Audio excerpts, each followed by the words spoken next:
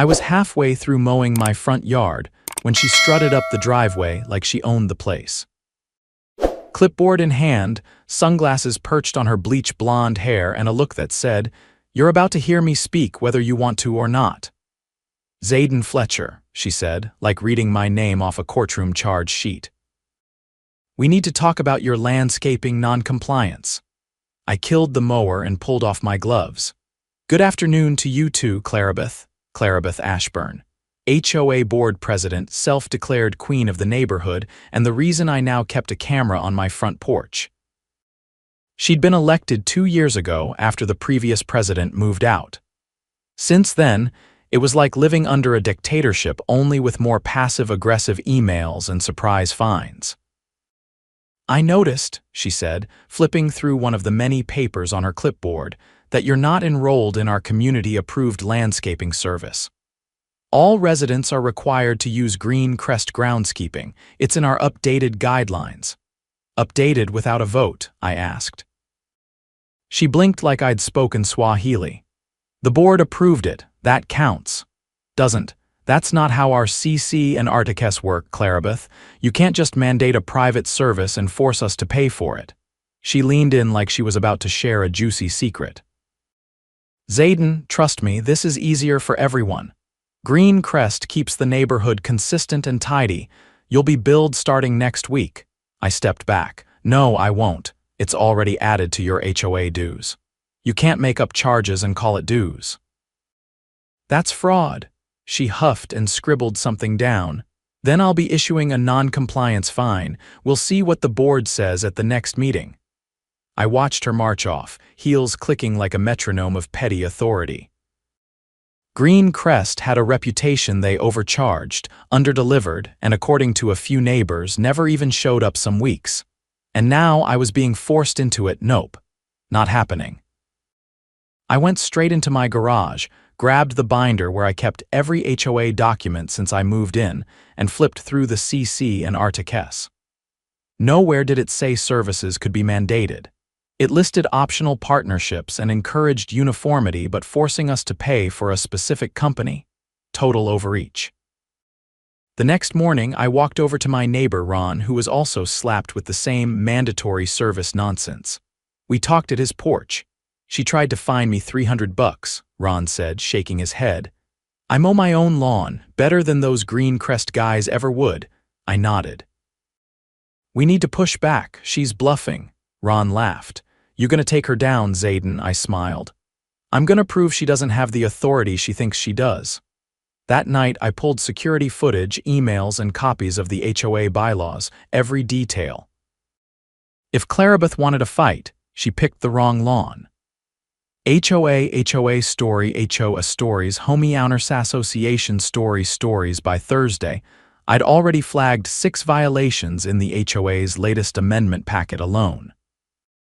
The so-called Green Crest mandate had never been ratified properly. No community vote, no public notice, not even a digital record of board discussion. Just a quietly mailed packet with a glossy brochure and the smug assumption that no one would read the fine print. But I read every line. I spent most of that evening at my dining table surrounded by my laptop, a legal pad, and 3 color-coded highlighters. A cup of cold coffee sat forgotten near the edge as I cross-referenced the HOA's recorded articles with the county's official version online. That's where I spotted something that made me sit bolt upright. The property management company that oversaw our HOA, Elmsworth Residential, had submitted a conflict of interest disclosure 2 years ago. On page 18, buried beneath budget allocations and vendor lists, was a payment made to Green Crest groundskeeping under affiliate contractor services. The amount, $41,000 over 1 fiscal year. And the kicker, the document was signed by Clarabeth Ashburn. She wasn't just mandating Green Crest, she was profiting from them. The next morning, I called in a favor. "Zayden Fletcher, haven't heard from you since the city council hearing on the Eastwood rezoning," came the warm voice of my friend, Priya Desai. She was a municipal lawyer I'd met during a zoning dispute last year when the city tried to approve a high-rise next to a heritage site. I helped her with public records. She helped me understand legalese. You still good with HOA law? I asked. Depends. Am I going to enjoy this? I gave her the short version: green crest, the forced fees, the undisclosed financial relationship. There was a pause before she said, "Send me everything. Documents, timestamps, emails, any recordings you have. If this is what you say it is, someone's committed ethics violations and possibly fraud." I spent the next 2 hours putting together a digital packet, complete with annotated PDFs, a copy of the HOA bylaws, and the security footage from my porch showing Clarabeth making her little "you'll be billed" declaration. By the time I clicked send, Ron had texted to say that 3 more homeowners had received similar notices. One of them was an elderly woman named Mrs. Delaney who'd lived here for 24 years. She was retired and on a fixed income. Her fine for not complying had ballooned to over $600. I knocked on her door just after lunch. She opened it with a slow, cautious expression until she saw my face. "Oh, the nice man with the golden retriever," she said, smiling faintly. "Is everything all right? I heard about what they sent you," I said. "I'm working on getting it reversed, but I need your permission to include your fine in the formal complaint." Her eyes widened. "Complaint? I'm filing it with the city. Clarabeth isn't just breaking HOA rules." "She might be breaking the law." She hesitated, looking unsure. "I'll handle the paperwork," I added gently. "Just need your signature." Mrs. Delaney gave a firm nod. "All right." "Do it." By sunset, I had 6 affidavits, 4 signed statements, and 1 very irritated email from Clarabeth demanding I cease spreading misinformation that undermines community cohesion. I printed it and added it to the folder titled Retaliation. Saturday was the monthly HOA meeting. Normally, they held it in the rec center lounge, but this time they moved it to the elementary school cafeteria to accommodate larger attendance. That was code for damage control.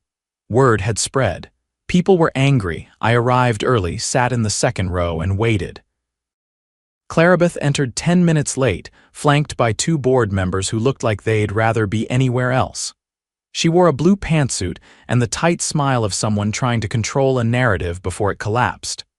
"We'll begin shortly," she announced, shuffling papers and adjusting the mic. The moment she opened the floor for questions, I stood. "Zayden Fletcher, Lot 28, I said clearly. "I'd like to request the immediate suspension of the Green Crest mandate based on improper ratification and conflict of interest." A few murmurs spread through the room. Clarabeth's eyes narrowed. "That's not how agenda items work. It is when it involves financial misconduct," I interrupted. "You authorized payments to Green Crest while failing to disclose your relationship with them on HOA communications. That's a direct violation of both our bylaws and the state's HOA ethics code." The room went dead quiet. "I have the signed conflict disclosure," I continued, "and a copy of the vendor payment logs filed with Elmsworth Residential. You never disclosed your personal interest. You mandated a service, billed residents without approval, and fined people who opted out. That's coercion, Clarabeth." She laughed, but it was brittle. "Zayden, you're not a lawyer." "No," I said, "but I do have one." I held up a letter stamped with the city's legal department seal. "This is a formal notice of investigation from the Municipal Legal Compliance Office. You'll be contacted within 5 business days. And until this is resolved, I'm advising every resident here to withhold any payment related to Green Crest services." Clarabeth tried to speak, but someone from the back shouted, "What about our refunds?" Another voice joined in. "She fined my daughter for planting sunflowers." The room erupted. The other 2 board members looked visibly panicked. One of them, a man named Darrell with a thick mustache and a fondness for peacoats, leaned into the mic. "We will be reviewing the Green Crest contract immediately," he stammered, "and issuing a hold on all related charges." That only made people angrier. Clarabeth tried to regain control, but the meeting spiraled. Homeowners stood up one after another, listing fines, threats, and shady practices. Someone brought up a time she used HOA funds to repaint her mailbox post after claiming it was community enhancement. Another pointed out that Green Crest had skipped their lawn 3 times last month. Eventually, she stormed out. Over the next week, the board held an emergency session without her. They froze all pending fines connected to Green Crest, suspended the contract, and voted to appoint an independent auditor. Within 10 days, residents began receiving refund checks in the mail. I got mine on a rainy Tuesday in a plain white envelope with a stilted apology note. I didn't cash it right away. I made a copy and pinned it to a corkboard in my garage right next to the HOA's original demand notice. That weekend, Ron hosted a cookout to celebrate. Mrs. Delaney brought lemon bars and someone made a lawn sign that read, "This grass was mowed by free will." I brought Priya a bottle of wine and a thank you card. She laughed when she read it. "You know," she said, swirling the glass, "if the board had just followed procedure, this never would have happened." "They counted on no one reading the details," I said. "Well," she grinned, "they picked the wrong reader." And that was the last time anyone tried to force me to mow my lawn someone else's way. 3 weeks after the cookout, things in the neighborhood had settled into a strange quiet. With Clarabeth suspended and the board flailing to regain credibility, the HOA operated more like an awkward group chat than a governing body. Darrell, now acting president, was trying to distance himself from the mess, but the damage was already done. I was in my garage fixing the belt on my mower when a Navy SUV pulled up outside. The window rolled down and a clean-cut man in a charcoal blazer leaned out. "Zayden Fletcher?" I stood up slowly, wiping my hands on a rag. "Yeah," he stepped out, flipping open a badge. "Detective Milo Hargrave, County Financial Crimes Unit. Mind if we talk?" I motioned to the porch. "Sure, let me grab a chair." He stayed standing. "Actually, this won't take long." "You submitted documentation to the Municipal Legal Compliance Office last month, correct?" "That's right." His eyes scanned me.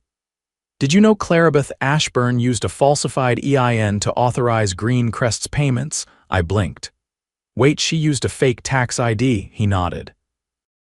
"The number she submitted to Elmsworth Residential doesn't belong to Green Crest. It's registered to a shell company dissolved 6 years ago in Nevada. We believe she's been funneling HOA funds through that entity." I leaned against the porch rail, trying to process it. "So she wasn't just pushing a bad contract, she was laundering money." "At this point, it looks that way. We're still tracing transfers, but your records helped us connect the dots. That security footage of her threatening to fine you. Gold. It gave us probable cause to dig into her financial disclosures."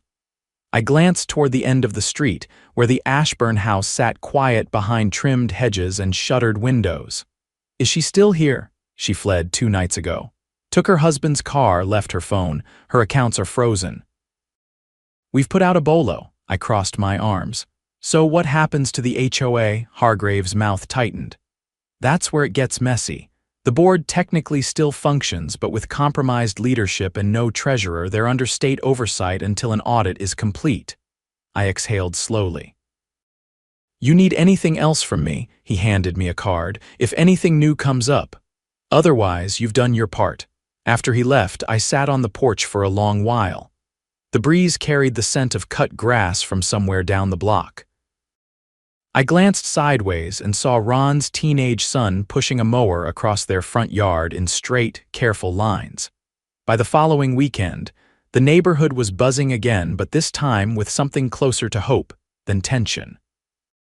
Word about Clarabeth's disappearance had leaked, and while the board tried to play it down, the community had stopped listening. A woman named Patris, who lived near the lake path, started an informal watchdog group. They called themselves the Bylaw Brigade. Not my pick, but it stuck. They met at the elementary school once a week to go over HOA documents, flag inconsistencies, and teach residents how to file grievances effectively. I dropped by one of the meetings out of curiosity and found Mrs. Delaney leading a session on proxy voting rights. Don't let them bully you with fake quorums, she was saying, tapping a whiteboard with a dry erase marker. If they can't meet the minimum, nothing they vote on is enforceable. I clapped quietly from the back. She spotted me and waved me up. Zayden, tell them about the vendor clause loophole.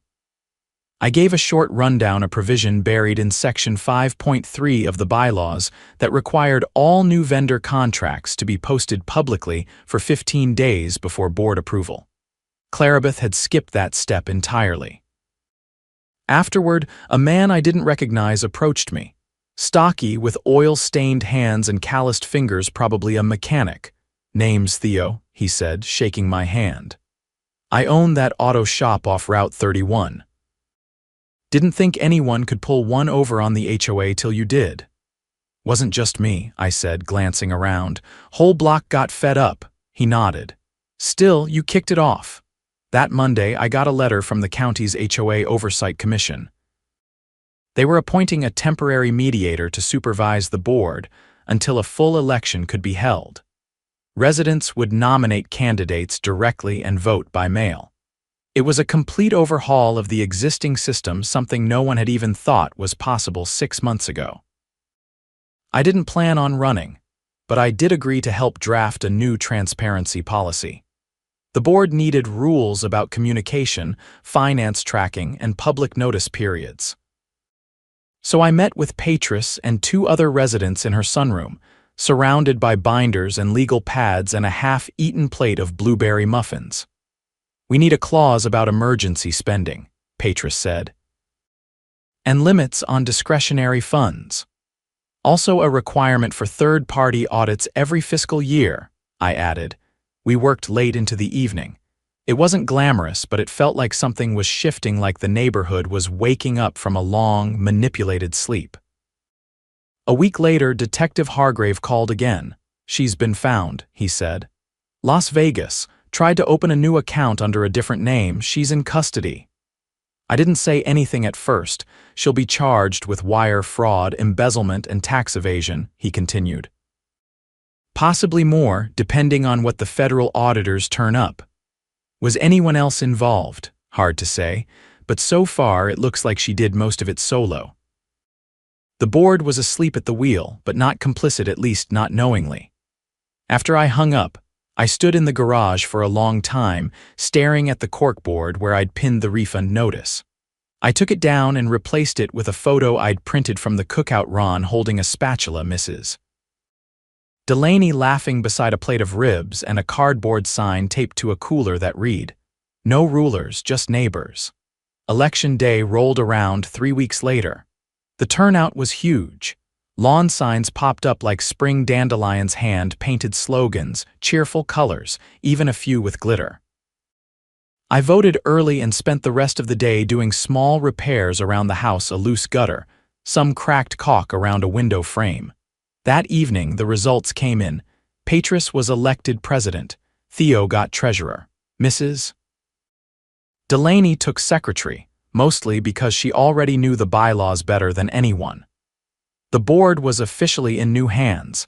At the first meeting under the new leadership, they unveiled the full transparency package. Everything would now be published: online budgets, meeting minutes, vendor contracts, even board member attendance.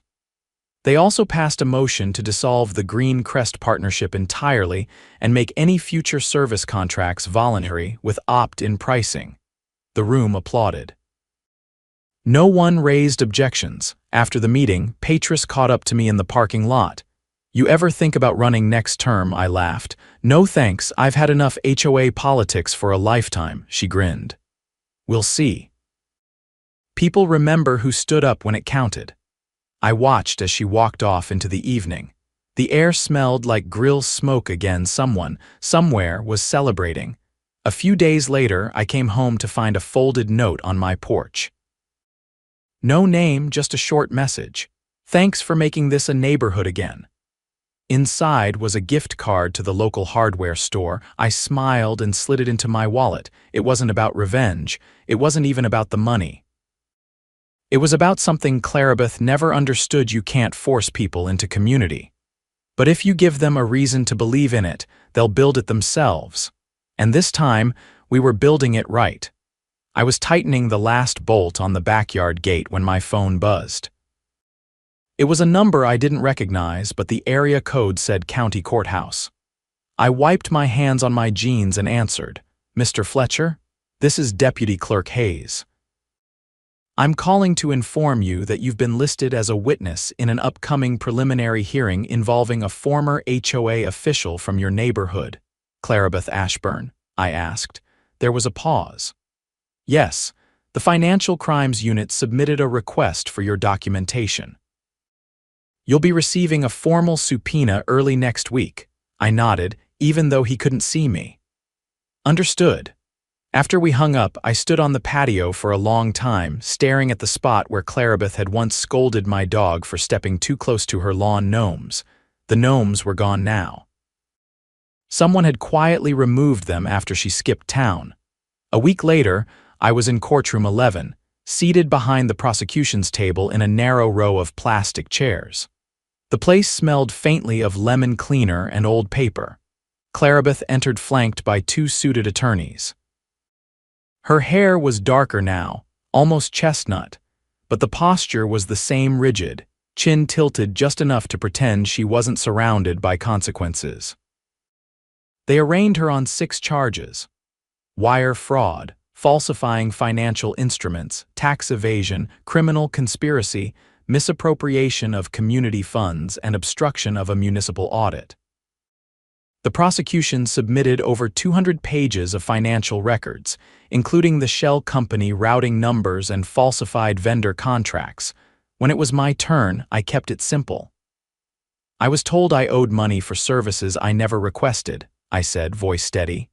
"When I refused, I was fined. When I asked for justification, I was ignored. That's when I started looking deeper." Her attorney tried to suggest I had a personal vendetta. "I didn't know her well enough to have one," I replied. "I just didn't like being told I had no choice." The judge nodded. "That's the key issue here, choice." They didn't need a long deliberation. The court scheduled a full trial for the following month and remanded Clarabeth into custody. Her attorneys filed a motion for bail, but it was denied. "Too much flight risk," the judge said. When I walked out of the courtroom, the sun was high and sharp. I didn't feel triumphant, just settled, like a tension I hadn't even known I was carrying had finally drained out of my shoulders. Over the next few weeks, the neighborhood kept evolving. The new board held open forums every other Saturday. They invited residents to submit agenda items in advance, and they posted all meeting minutes on a community bulletin site that Petrus's nephew had built for free. The tone of everything had shifted. People waved more. Kids played in front yards without their parents worrying about notices for excessive noise. One morning, I found a handwritten letter in my mailbox from a family 3 streets down. They'd almost sold their home after the fines started piling up. Clarabeth had threatened them with lien proceedings over an unauthorized vegetable planter. They'd stayed because of the changes, and now their daughter was organizing a youth garden club. The letter ended with, "Thank you for showing us we weren't crazy." That same week, a landscaping crew rolled into the neighborhood, but this time, not from Green Crest. It was a local startup run by a pair of veterans. They'd been invited by the board to give residents an optional service plan. No contracts, no mandatory fees, just fair pricing and clear communication. I watched as they trimmed hedges outside a corner house, laughing and chatting with the homeowner who leaned on a rake.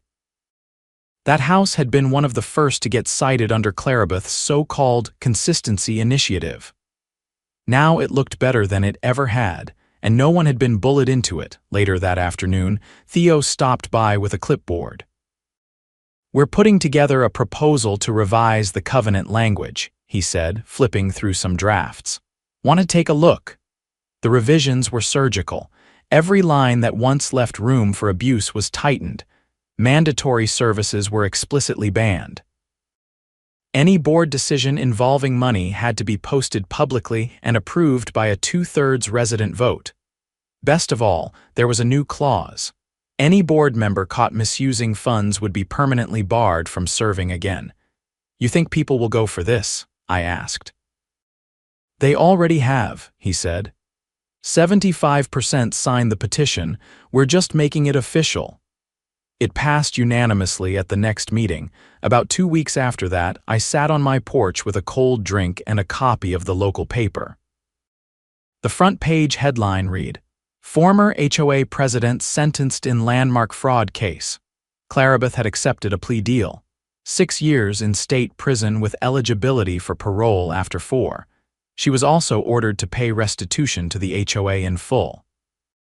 The court had already seized several of her accounts and assets, including a second property she'd bought under the shell company's name. I didn't celebrate, but I did allow myself a quiet nod. Ron came by just before sunset with a box of new house numbers, sleek, brushed steel ones he'd ordered for several neighbors. Figured we could finally replace those ugly plastic ones the old board insisted on, he said. Want a hand? We installed them together. As we worked, he looked over and said, "You know, I never thought we'd get past all that." "Neither did I admitted. "But we did," he said. "And the best part, we did it with facts, not shouting." That night the neighborhood felt different, not just quieter but stronger. People had been tested, and instead of folding, they'd stood up. Not with pitchforks, but with documents, with signatures, with truth. The next board election came and went without drama. Patris stayed on as president, and the rest of the board expanded to include younger residents eager to learn. They started a tool share program, a community compost bin, and even a neighborhood book exchange. Nothing big, just things that made people feel like they belonged. I stayed involved, but in the background. I helped draft a few grant applications for community improvements and advised on some legal language when they negotiated a new insurance policy. But mostly, I kept to my yard, my dog, and my tools. One evening, I saw Mrs. Delaney walking slowly down the sidewalk with a canvas tote bag. Inside were envelopes, newsletters, voting reminders, and a few handwritten notes of encouragement. "You're still delivering those by hand?" I asked. She stopped and smiled. "It's good exercise. And people like getting something that's not a bill." I watched her continue down the street, waving to a family on their porch. No one talked about Clarabeth anymore. Her name had become a cautionary tale, not a shadow. The HOA was no longer a threat, it was a tool, finally being used the right way. It took time. It took patience. And it took everyone, but in the end, we didn't just fix a rulebook. We reclaimed our neighborhood, and not one blade of grass had to be cut against our